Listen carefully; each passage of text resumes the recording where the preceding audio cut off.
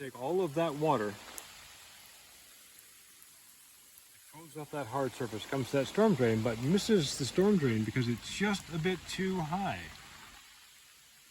You can take it actually by cutting into that little bit, just at the below, and let it go into this space here, and soak in on this side of the berm into a hugel terrace. Absorption, filtration system that would look a little bit like that one over there. I say little bit, I mean it would be smaller, but it would be exactly the same function as this one. It would look as interesting as that one. Water comes off Monument Road, takes a corner on this side of that sign in the middle of the frame. Comes around through a channel. Soaks into that hugel terrace and out the overflow riverbed on the bottom into the driveway once it's purified. Organic matter. So that hugel terrace you see right in the middle, this side between us and the sign in the middle distance, could be done right there. Take that water that's missing the storm drain, coming around the storm drain, see how it's coming around and flowing just down the road, off of all that surface of hard pavement. With car effluent, petroleum distillates, everything in it. Coming to that corner, but not going into the storm drain because it's just a half-inch too high. And roaring around, and off it goes into the vernal pool, which is on the other side, in the middle, all the way down there. Or we take it by doing a little carving into the tar to allow that water. Yes, it's going to miss the storm drain, but at a major expense. You could remove the storm drain, sink it down lower, and put all that dirty water directly 20 feet down, directly into the aquifer. Or we can carve a little section right there.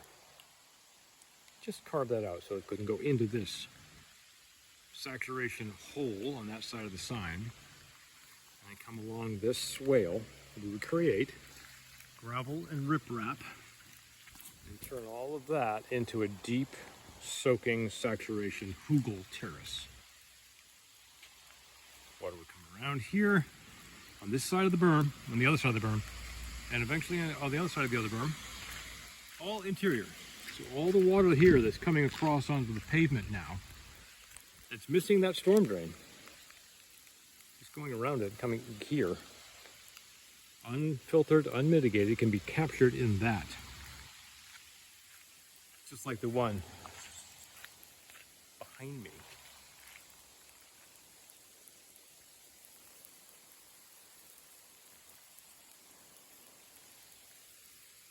If you stop the water, make it turn a corner, you turn destructive force of road runoff, both the weight and the impurities within it, into nourishing irrigation water. Not for human food consumption, mind you, but for native pollinator habitat production. And it just would look really cool.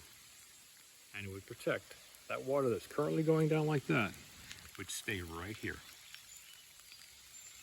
Growing all kinds of vegetation, low growing, nice native pollinator friendly habitat.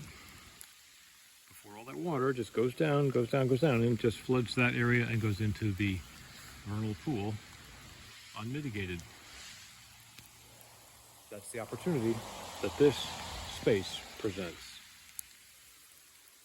Small carving and a hugel terrace to absorb it. Let the carbon do its work. Carbon binds nitrogen, and the fungal mycelia that populate the rotting logs and wood chips and compost will detoxify. I'm Peter Jensen, but this is an opportunity for terra firma perma gardens.